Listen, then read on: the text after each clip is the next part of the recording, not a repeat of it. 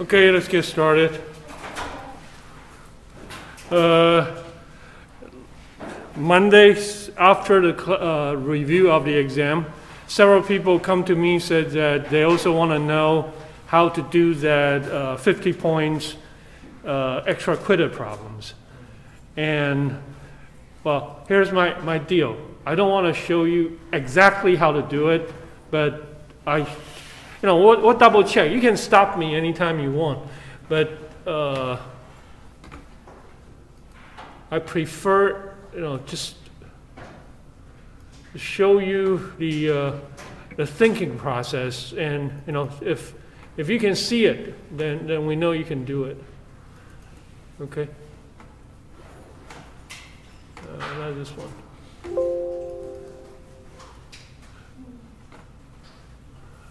Okay. So the problems of the extension is the blocking, right? So let me put it this way, okay?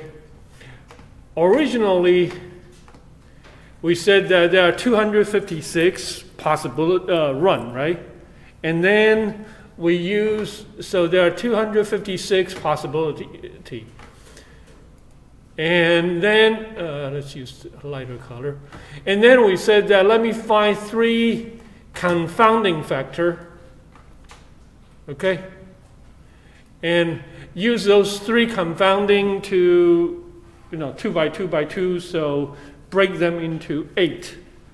So 256 becomes a possibility of 32 runs.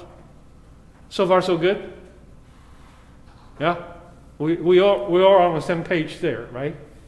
Now, here comes the tricky part is, now I said that, oh, by the way, for those 32 run, whichever one of the 8 you pick, okay? Then I suddenly said that, oh, well, I don't have enough money to do that 32 in one shot. I have to turn this 32 into 4 blocks. Okay, so I need to turn this into 4 colors. That is the problem, right? So everybody agree that that's the problem? We need to turn them into 4 blocks.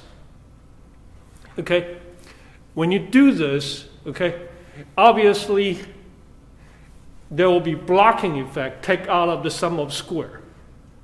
Okay, and there are sum of square from the what we have, the B effect, C effect, or B effect, C effect, AC effect. Those are the main things we want, right?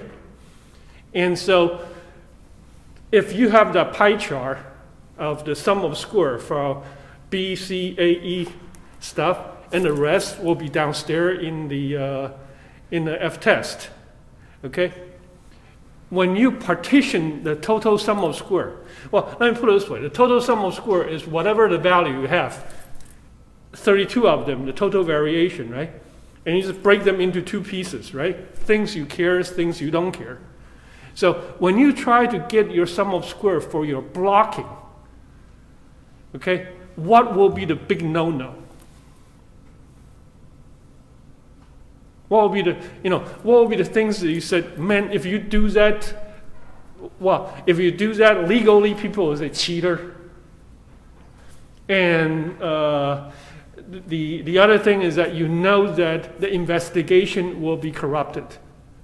What will be the case? Anybody? Here. Let me show you how to make this terrible.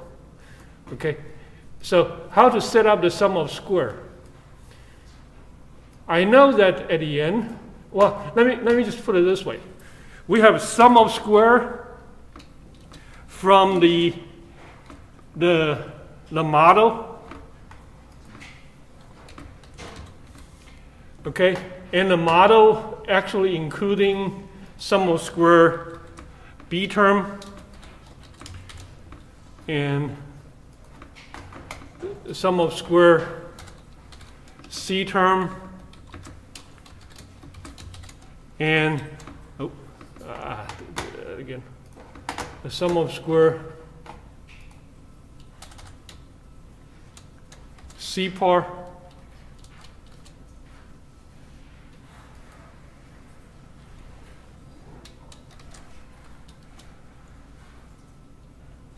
and the sum of square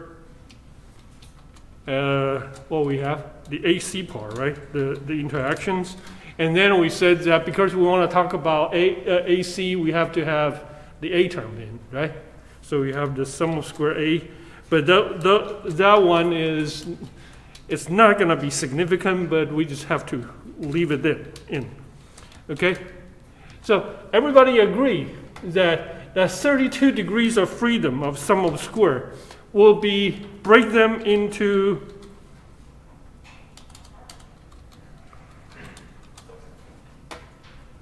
this piece and this piece, right? What will be bad is if I have my blocking effect. So now I have to add a term called sum of square blocking. Okay? Based on 4 blocks. Okay? What will be terrible?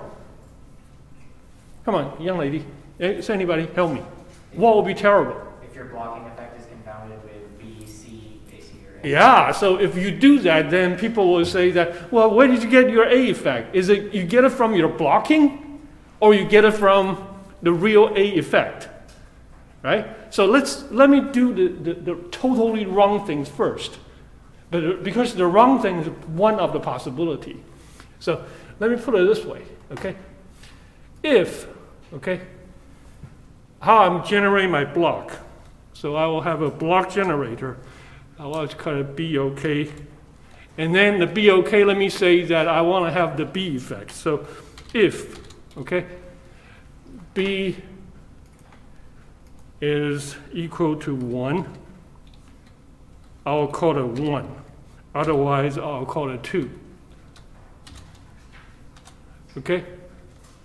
So now, B effect is confounded with my first block generator, right? 1, 2, 1, 2. And then let me have another block generator, BOK prim. And this time, let me say C effect. So I'll say that same things. If C effect is equal to 1, I'll call 3. Otherwise, I'll call 4. Okay? So now I have B effect and C effect become 3, 4, 3, 4. So how I generate my 4 blocks is basically using BOK equal to this guy times this guy. Okay? So my 4 blocks will be, I call it block 8, block 4, block 6, block 3. First of all, you see that now I generate 4 blocks based on the B effect and C effect. You see that? Those are four different numbers, right? But this 4 number, either, you can call, if this A is block 1, 4 is block 2, 6 is block 3. Basically, I have 4 different numbers, right? But what is wrong with those 4 blocks? Those 4 blocks, exactly the same as my most important things I want to investigate. My B effect and C effect. So now, at the end, if I calculate this, right? So all I need to do is take the number here, okay? And I don't know which one I use for, okay, suppose I use this one. Say this is my Y. Okay, let me just call this is my Y. Okay, and then I'm going to sort data sort based on Y, and then, no, based on block. Yeah. And then when I'm done, okay, Oh, I know why. Because I have the value there. Okay, let me copy this, paste value somewhere else.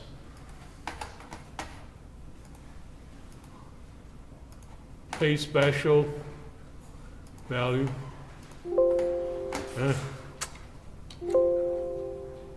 What's wrong with this?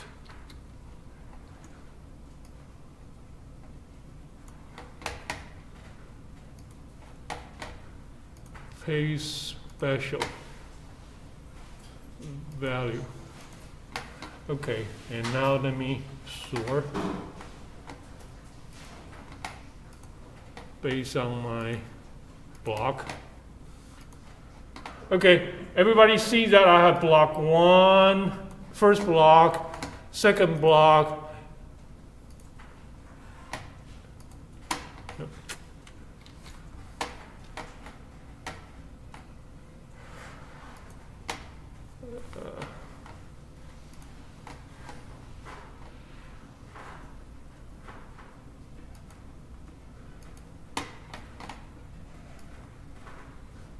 Okay, do you see I have 4 blocks here? And can I calculate this 4 blocks like 4 subway stations and figure out a blocking effect of those 4? But that 4 blocking effect gonna end up with what? The value, the sum of square block will equal to the sum of square B effect plus sum of square C effect. So now, your blocking effect really is stealing from the things you want to investigate. Then that will be big mistakes. And guess what will happen is that sometimes when people write this, they did not show this piece. They just show the sum of square. And people just, oh, happy, I got everything. Until you start looking at it. How did your block confounded with your things you're interested in? Here, because exam, we don't have too much time. I only give you 2 main effect and 1 interaction term. But in the real world situation, say that you don't need to have too many, just 4 or 5 main effect, and 3 or 4 two-way interactions. The table will look messy again. So it could easily escape from a sharp eyes. But when you realize, well, you made a mistake, you confounded your blocking with your main effects, well, it's too late. You guys follow me? Okay, show hands. Everybody sees that this is the wrong way to do blocking because the blocking effect will be confounded with your major sum of square, the one you want to investigate. Or you don't get it. Did you get it or you don't? Okay, so this is the wrong way to do it. And if you did it this way, you don't get extra credit. Okay, now, next, let me show you the not so perfect way, but kind of like most likely will get away with it way. Okay, how to do that?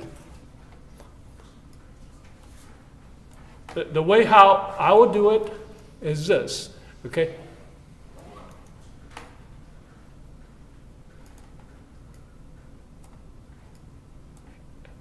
Okay, this is actually got nothing to do with experimental design. Got more to do with, do you know how to write code?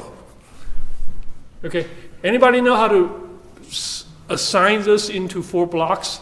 Equals, well, people will say, oh, let me do this. Do a ran between and say, oh, give me generate random number between 1 to 4. Okay, and then I'll generate 1, 2, 3, 4. Okay, now you generate 1, 2, 3, 4, 4 random number. Can you use this way to generate 4 blocks? Why not? Because it won't be balanced. You'll have some more 1, more 2, who knows, right? So this is another way to do it, to generate 4 blocks. So what will be the way? Anybody? Yeah? So the way that I did it is I generated a random number for each of the different values, and then I ranked them. Ha! And then did We're on the same page. Ascending order, and then the first 8 were in the first block, next 8 were in the second. Good job. That's the way I wrote it too. Everybody heard what he said? The way how you do it is this way, okay? You say 1, okay, 2, 3, 4. 1, 2, 3, 4. And then you have 1, 2, 3, 4 and said, okay, those are the number I'm going to do. And then I'm going to do 1, 2, 3, 4, 1, 2, 3, 4, 1, 2, 3, 4. And once you do that, you note balanced. You're going to have equal number A1, A2, and A3, A4. But the problem is, you know, if you follow this sequence, most likely this is going to be confounded with A and B. So now I'm in trouble. So how to get away with that is like Noah said, okay, let me create a random number. And then once I create a random number, okay, I store, no, I have to lock the value, otherwise I'll be in trouble again. I will paste special value. And then once I'm done, and I say, hey, sort it. Because once you do a data sort, okay, and sort it by the block, now this should be the 1, 2, 3, 4, 1, 2, 3, 4, and then you sort them and then generate your blocking effect, okay? Most likely, especially for this problem, because we only have, what, 2 main effect, 1 two-way interactions. So using this approach, most likely you're not going to be in trouble, okay? But I will say that this is not the best answer. There's an answer even better than this. So I already show you what's the wrong way.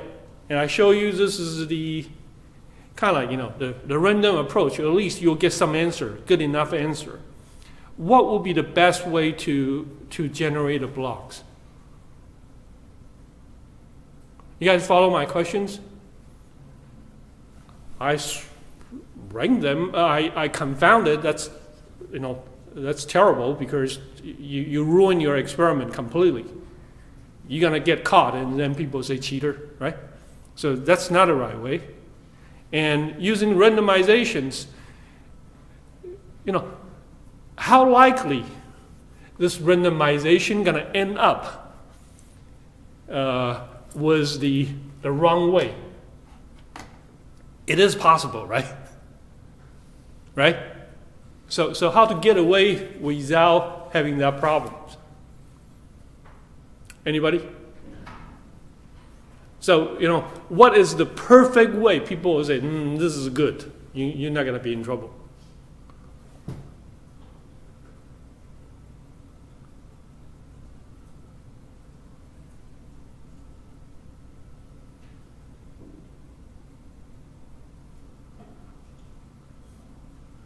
Where's Howard? Not in? Okay. Kevin? Yes. What do you think? What will be the way people will say, this is the good way? No problem. I didn't get this problem test. What? I didn't get this problem test. Okay, but what I'm saying is right now we're saying we're going to generate 4 blocks, right? Yes. Right? Yes. So, and we want to generate, and do you follow me saying the wrong way is confounded with things we want to investigate it? Yes.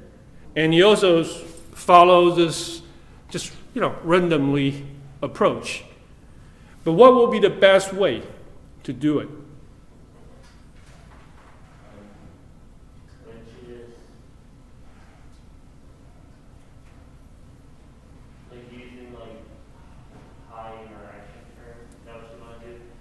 Why? Because you're going to block a high interaction here because those are that you don't need. Yeah, we already said that I don't care about those things.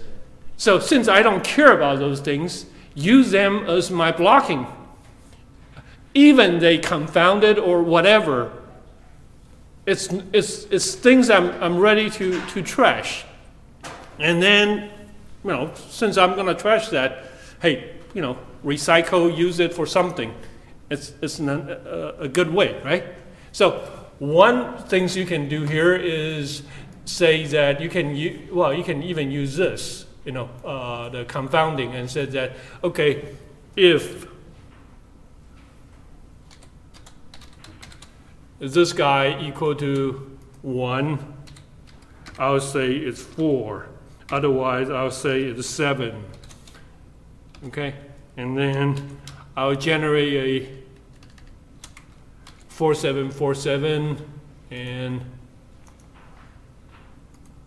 I'll generate another one, say if this guy, well, actually, I prefer to use something I never used before. So suppose that I have, like what Kevin said here, I can use A, B, C, D, E, or B, C, D, E, F, G, some two high interaction term, generate 2 number, and then multiply them, I will generate the 4 blocks. Because when I generate those 4 blocks, the 4 blocks are confounded with the interaction term, I don't care. Then wasted, who cares? Because what is the bottom line of this whole thing? The bottom line is I'm trying to generate a set of f-tests. Agree? I'm trying to generate a set of f-tests. And when I generate the f-test, I said I don't have enough money, I don't have enough time, so I need to do some blocking so I can piecemeal this sum of square. So I need to have my blocking effect coming out. But when I try to get my blocking effect, I have to say that, hey, stay away from the things I need. If you want to steal some sum of square, don't steal it from the top 4. Steal it from the denominator. Because if you steal from the sum of square there, my sum of square degrees of freedom will drop. I'll sacrifice 3 degrees of freedom because I have 4 blocks. But whatever I took it out of the error term, not took it out of the top 4. That is the spirit of the extension, extra credit. Okay, so everybody understand? If you want to get extra credit, it's not just show me, you calculate a sum of square like your homework 8. You should say that, well, there are so many different ways I can do it. What is the proper way? Okay? So, people sitting, everybody get it? Okay, that's the extension problem. Okay? Got it? Now, today we're going to start talking about exam 3. I'll do the exam 3 problem first, and then gradually. Exam 3 is all about response surface, okay? And,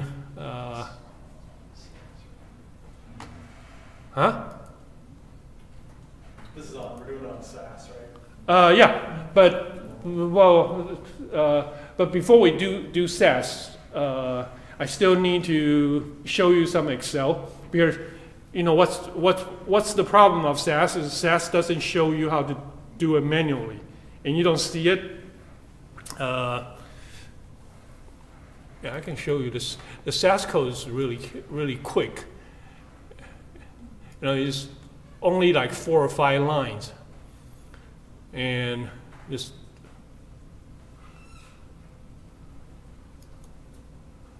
let me show some of the old one. Okay. It's called response. Really, it's just like regression and very simple. Okay, and just generate the outputs. Okay, but I really prefer you follow me first. Okay. Step 1. Okay. There is a secret world about something. Okay. And this time, our secret world actually could be, in this case, I only have the Y performance is a function of x1 and x2. Okay. For this class. But in industry, when I work for airlines, a lot of time when we investigate stuff, our response surface is usually 4 or 5 variable. So it's big, okay? But for the class purpose, I'm gonna just do 2, okay? And the response surface usually is this. For example, I'll say that for this response surface, and I'll give you guys actually I'll give you the plot. So you actually know what kind of response surface you're monkeying around with, okay? But in industry, if you actually have this, I said, hey, find me the max, you can just say, oh, max is here. Find me the mean is here. There's no need for investigation. You know, find me the toilet seat, where's the mean, where's the max? Here's the mean, here's the max, right? You just look at it and say, oh, where is it? At the bottom, at the top, right? But in industry, what happened is that, say, I want to figure out, oh, what is the optimum time to change my landing gear? I change my landing gear too often, it's, you know, almost $500,000 a piece. I'm not going to waste my money all the time. But if I don't change just in time, you know, I could end up with one overhang, and then the mechanic said that, okay, ground this airplane, I need to fix it. So there's an optimum time to do that. How to figure that out depends on what? Weather, runway pattern, traffics, payload, right? Cargo load, you know, this is a heavy load, light load, and there are all kinds of things will dictate your schedule. Well, of course, how pilots' behavior. You know, if the pilot tend to fly in a rush way, and you know, young pilot tend to have heavy landing, then your gear need to change over time. So basically, you have a regression here, okay? And then let me show you another regression. This one is, say I want to find the minimum. So the minimum is a ridge underneath, but it's kind of, you can tell it's wiggling at the bottom, and where is the minimum point? Could be somewhere in between. Okay, let me start from something very simple. Okay, and let me just start this problem. Step 1. What are you going to do? According to our experimental design, I need to find 4 corners, right? So let me just say that, oh, this is my 4 corners. Okay? And my 4 corners will be 6.8. This is my 4 corners. Okay? So you will have x1, it doesn't matter, x2 and y value. Okay? And can I copy the 4 corners first? So I can do the 4 corners. Okay, I will write a 4 corners twice. First time is I will have -1. Let me lock the value for a second. I have some random number in there, so this thing is not locked. Control C. Paste special value. Okay, so my first 4 corners is, let's just call this as x1. So x1, -1, -1, and positive 1, positive 1. And of course, this is negative 1, positive 1, negative 1, positive 1. And then what are the four values? 14.53 and 6.7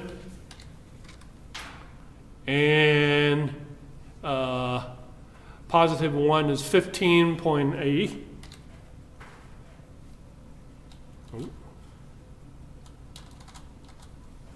15.8 and 7.64. Everybody see my first four value, where I get those four value from? You see it? So I'm doing a square dance, right? This is my first four corner. And according to Montgomery, I have to have the center value 0, 0 several times. So I'll have a 0, 0, 0. Well, let's just say I did it 3 times. Okay? And the center value should be somewhere around this 11.28. And this 11.28, if I measure 3 times or 5 times, not going to be exact, right? Will be a little more or a little less. So let's just say that it's 11.28, 11.27, 11.22. Okay. This is your first experimental design data. Use this data. What are you trying to do?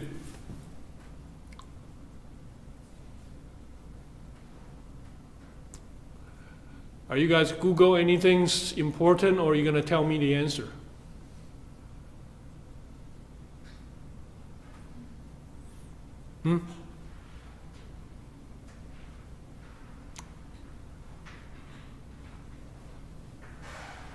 Anything? I have this. Anybody agree with me? There are 7 numbers, right? What are you going to use this 7 number for? Let's say we'll try to find a max. Okay? Yeah? Going back just a tiny bit. Why are there 7, not 8? What do you mean 7? Like, why are there 7 numbers? Oh, I have 4 corners, right? Right. And then the center, remember we have this square dance, positive 1, negative 1, positive 1, negative 1. But then the center points, because I try to, well, actually your question carries certain meaning about what I'm asking, or the answer I'm looking for.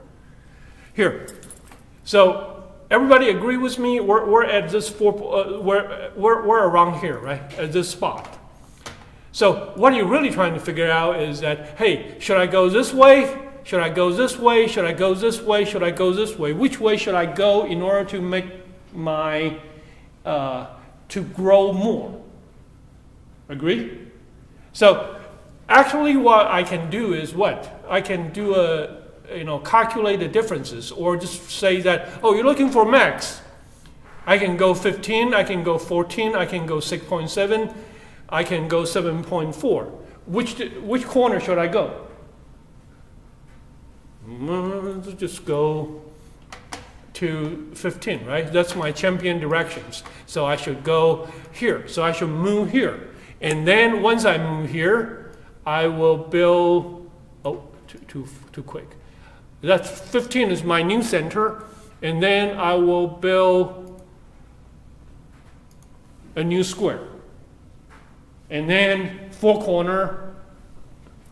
What are my 4 corner? 18, 19, 11. And so I will copy this.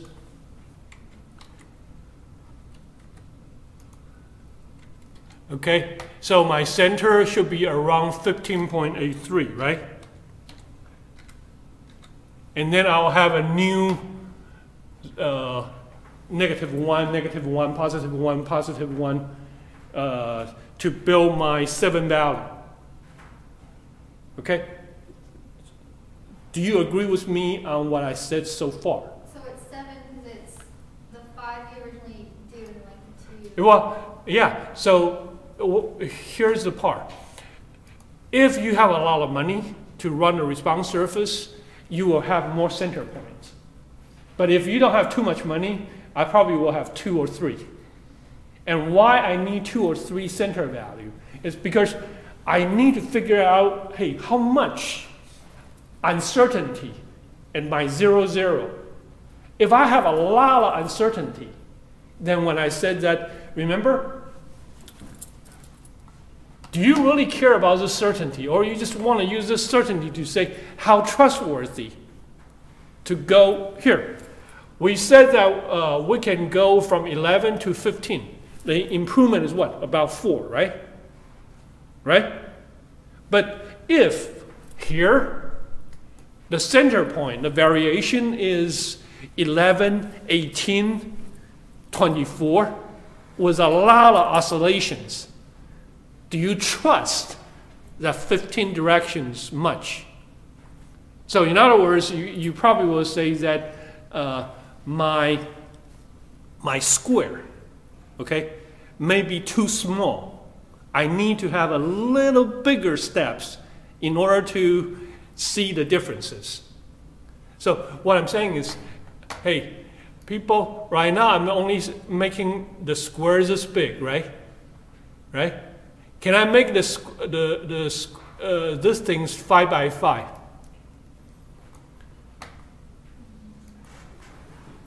Young lady, can I make the square 5 by 5 and said, here's my center, and here are my 4 corners. So my 0, 1, 0, 1 is really, really big. Can I? And can I say that I don't want 7, I don't want 5, can I make 7 even bigger? Or, on the other hand, can I make it really, really tiny? So right now people see, I'm just faking it, right? See the jump is 5.6 to 6.2 to 6. Every 0.6, 1 step, right? Can I make this really, really tight? Okay? So you asked me a question, let me ask you the question back. Why I need to have center point? The center point show how much uncertainty I have in the middle, and I use that to decide how big my cage or my square going to be. Because if I know that this thing is very, very uncertain, okay? If I said that, when I'm wiggling around, the answer I'm going to get is +2 minus 2. Then you tell me that I'm going to investigate something could vary around 1. I don't care. Hey, make the square a little bigger. So now, at least, when my local variation is 2, but your jump, increase or decrease, is 4, then I know that when you say, go that way, you can improve by 4. That gamble makes sense. You follow me? Everybody follow? So variations, okay? This variation, square dance. So when we talk about response surface, we're really talking about deja vu all over again. Start from day 1 of our experiment. Local commute in, the subway station. So I'm kind of like, hey, build my subway station in this corner. Build my subway station in the next 4 corners, in another 4 corners. So we're just doing the subway station things again and again and again. So when you do this, you basically, here's the intelligence part, okay? If you don't care, you plug into SAS, how quick SAS will give you a set of answer?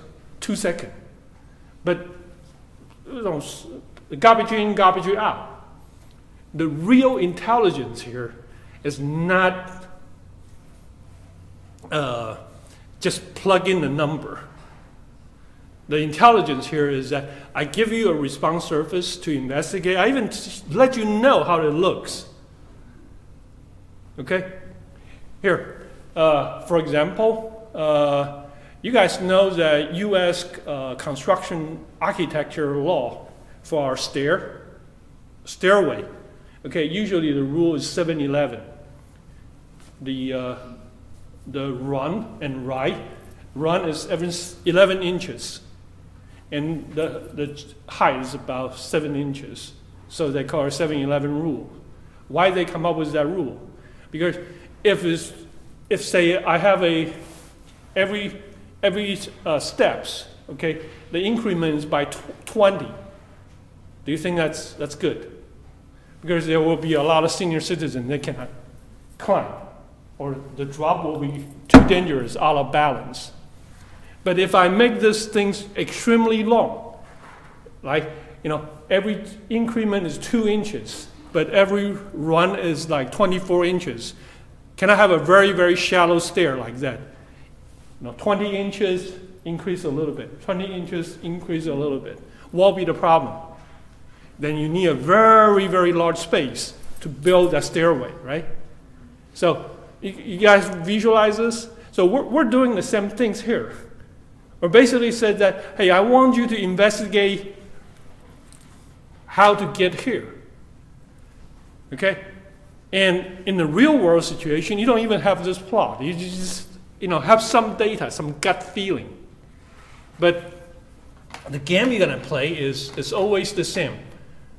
Find me 4 corners, and then the 4 corners, they will have this is experimental design called X1, X2, and there will be a true name, true value, say epsilon E1, say come up with a name, LAN 1, LAN 2. Okay, and the LAN 1, LAN 2, the value should be what? Originally, see here, -1 is 6.8. So you will have 6.8, 6.8. And then 1 is 8. Is it? No, what? Yeah, 1 is 8. A. And then the center is 7.4. 7.4, 7.4. And then, of course, on this side, you will have, what's the value? 6.5, 7.75. Okay. 6.5, 7.5, 6.5, 7.5, and then 7.77. Okay, so what you're going to put in SAS every time is just, every iteration is those value. Questions? No questions. That's the SAS input you need to use. So when I said that, when you ask me, hey, are we going to use SAS? Yeah, but your problem is not from SAS. Problem is from whatever the table I give you. And every time you're looking for what? You're looking for the true name of the variable, the square dance, and then the observation value. And since I put random number in there, they will generate the number for you. Okay? And of course, so far, I'm cheated here. I'm trying to help you visualize this. So I said it's a square dance. Because in reality, do you think the square dance will be sometimes cut a corner? You follow me? Here, in this problem, okay, what will be the best way to grow? This way, or 45 degree, or probably, say, 75 degree, right? So you need to find a direction to grow and say that, oh, well, if I'm following the square dance, is what? Go this way, goes that way, goes that way, or go 45 degree, 45 degree, 45, negative 45 degree, right? That's my four corner. But in reality, if I investigate this response surface enough, I should say that, no, it's not 45 degrees, it's 75 degrees, 62 degrees. There is a true orientation I should use. That's something we need to calculate. Or SAS should calculate for you. And I'll at least do 1 or 2 manual so you understand how it works. But everybody agree with me now, experimental design, regression, and optimization, or in one concept. Agree? I square dance. I use my square dance with some center variation to figure out how to dance. How far should I go? And then I also use that to figure out what is the best direction to find a max value or find a mean value. Okay? And one more, okay? In this class, or SAS, they use max, okay? And always the default problem is max problem. So if you have a minimum problem, rather than going up, you're trying to come down. Anybody know how to do that? How to turn a min problem to a max problem? Flip it upside down. So min problem become max problem. Okay? Or you can do this. Just the whole thing's using, say, 10 million minus the y value. So the entire y will flip upside down. Convex become concave, and then you can do it. Okay? Okay, before I go any further, let's think about this whole thing one more time. The problem you're going to have is I'll give you a wiki function so you know what kind of surface you're looking for. Okay? I also will tell you you're looking for max or you're looking for mean. Next, I will say that that's part of the exam. You find a starting point. And how you decide your starting point, I will give you more detail. Okay? But say you find a starting point. Okay? How many of you ever watch people climb Everest, Himalaya? Never? Do you guys think that when they, of course, you have to physically fit and everything. Do they always try to get to the top in one shot? Or they will have some safe checking point? They call it base station, station 1, station 2, to investigate. Why they do that? Because there will be certain points, they call it points of no return.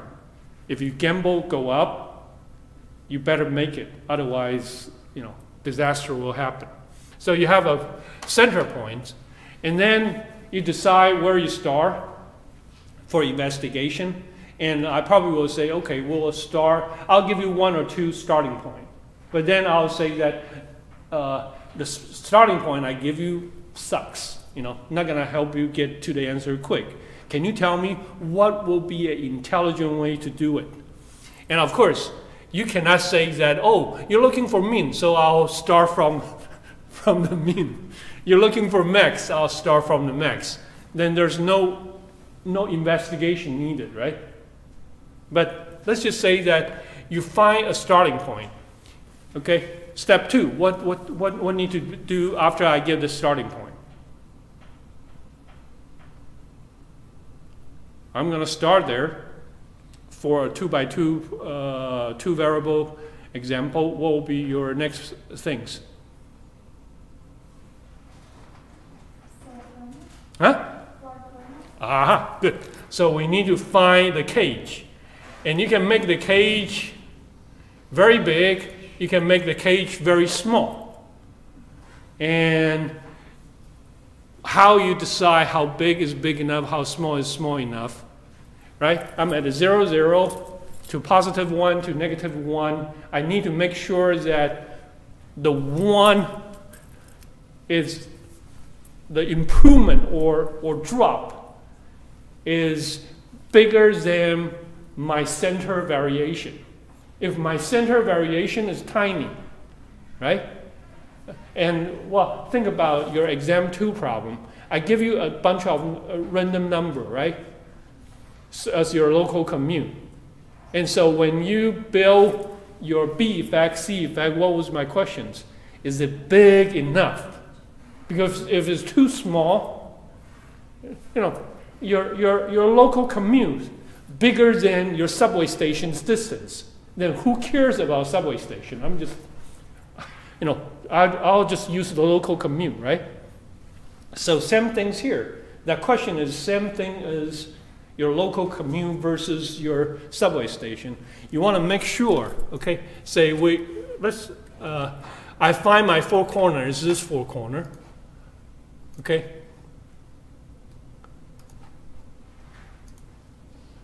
If I say my 4 corner is this 4 corner, okay? So the jump or the differences, look here, is from 4.8 to 18. And so the differences is about 14, right? Right? And if the differences, largest differences is 14, but when I check the randomness, say 3 repeated observation from the center, the local variation oscillation, okay, is 20. If the center variation is 20, would you go with that cage size? No. So what do you do? Make it smaller. Huh? Make it bigger. Yeah, you make it bigger because then you have enough improvement. But on the other hand, if, okay, I look at this and I realize that, man, the cage I built, okay, the detectable differences is, say, 10, 20 times more than my local oscillations. That means what? My step size may be too big. And this is the experimental design way to talk about things. Let me use another way to explain this.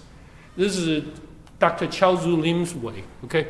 So, but Dr. Lim probably will say, because he's a true optimization guy, okay? So in Dr. Lim's world, he will talk about global and local optimum.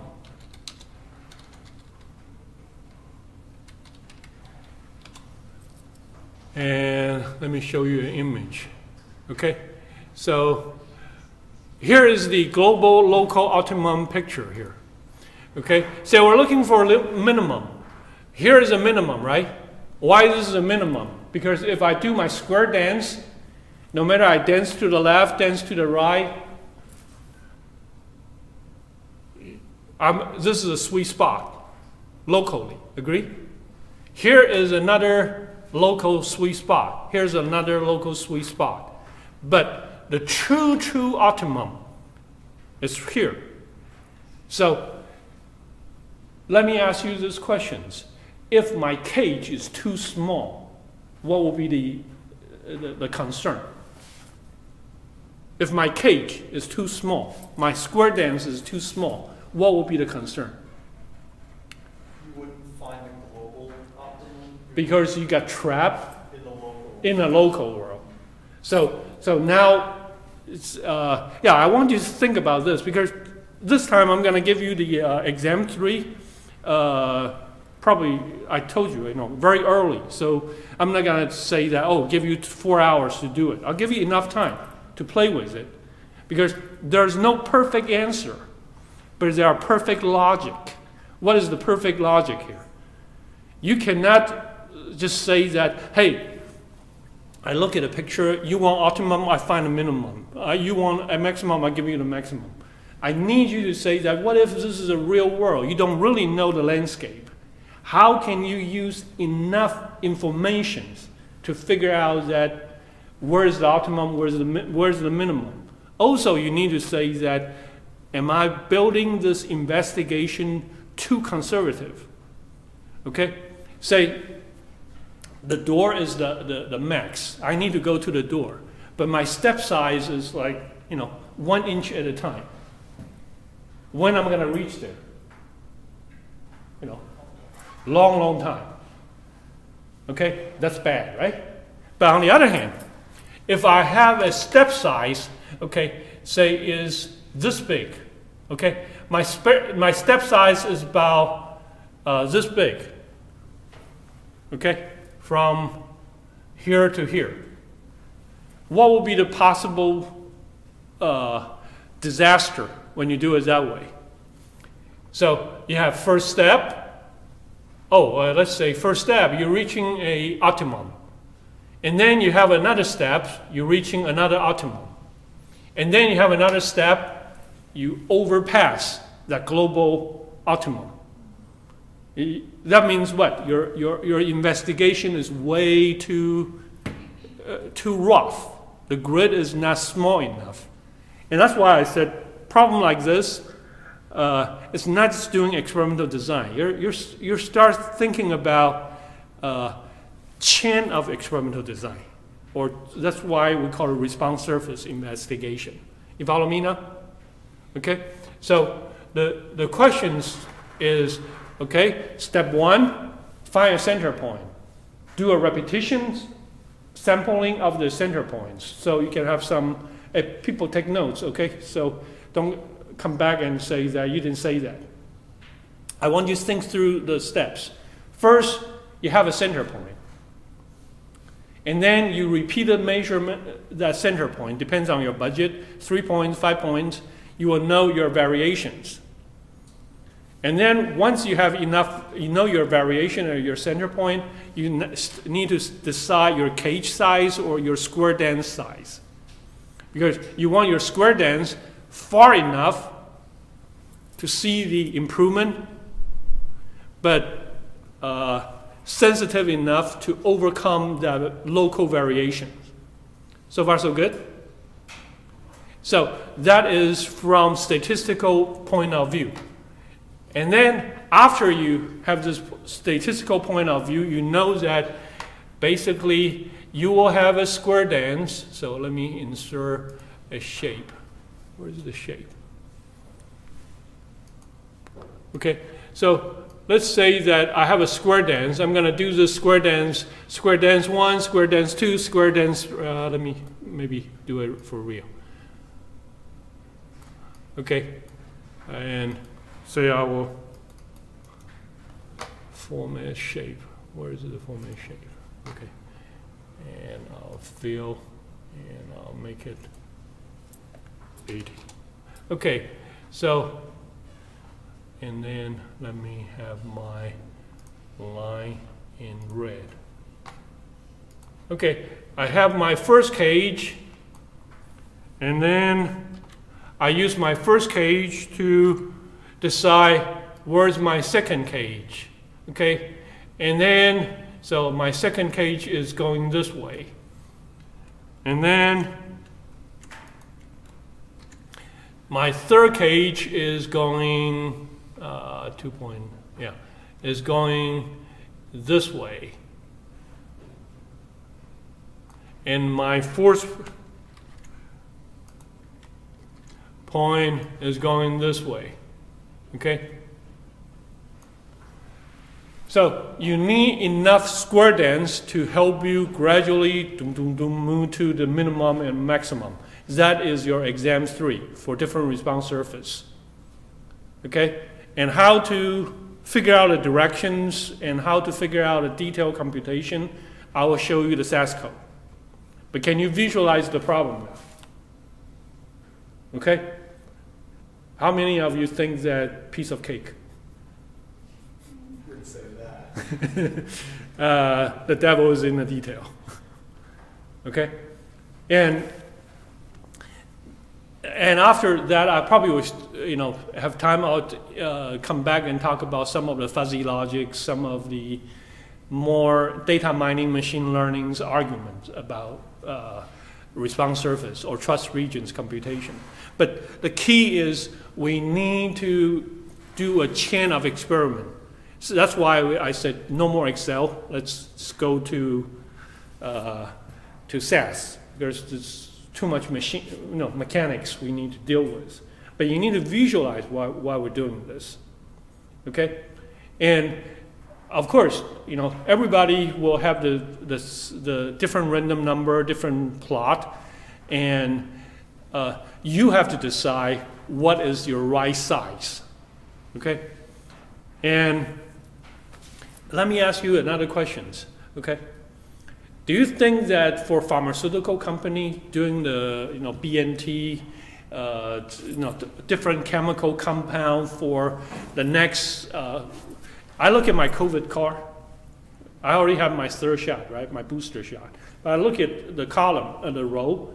There still have 2 left on the first page. In the back, there's 3 more. So guess what? What's my gut feeling? More shots. There are more shots. Okay. So they probably gonna like flu shots. They keep investigating how this virus gonna mutate, and alpha strain, gamma strain, who cares? But they need to come up with something to minimize the casualty, right? So when they do this, do they really have a direct line with the virus? The virus going to tell the pharmaceutical company how they're going to mutate? So they need to figure out where is the most likely location for the development. And when you run this, okay, say just look at this response surface. Okay, do you think that we try to find the 2 corner for max and the center for min? Do you think that's the only things pharmaceutical company care about? What else do you think pharmaceutical company care about? Or, this could be a critical flaw investigation. What kind of things will make the most damage?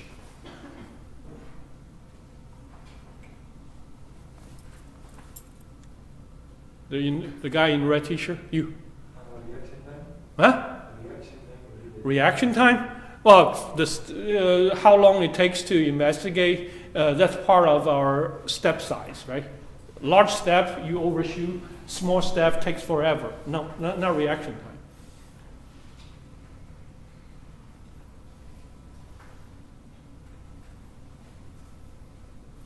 I'll give you the honest investigation as a scientist. I'm also going to tell you what industry also use as a dirty tricks.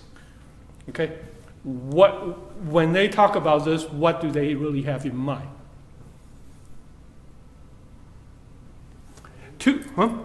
Money. Of course, it's all about money. What they really have in mind is this, okay? A lot of time, they need to figure out some local trap. So they're interested in the global optimum, but they don't. So put it this way, okay? Like your iPhone. A lot of time, they actually figure out iPhone 20 or certain design. But why they don't want to push out the design in one shot, give you the best in the first 3 years? There's all nothing else to sell. Yeah, they want to maintain that's why I talk about my vaccine shots, is that they want to say that, okay, I give you something you will buy.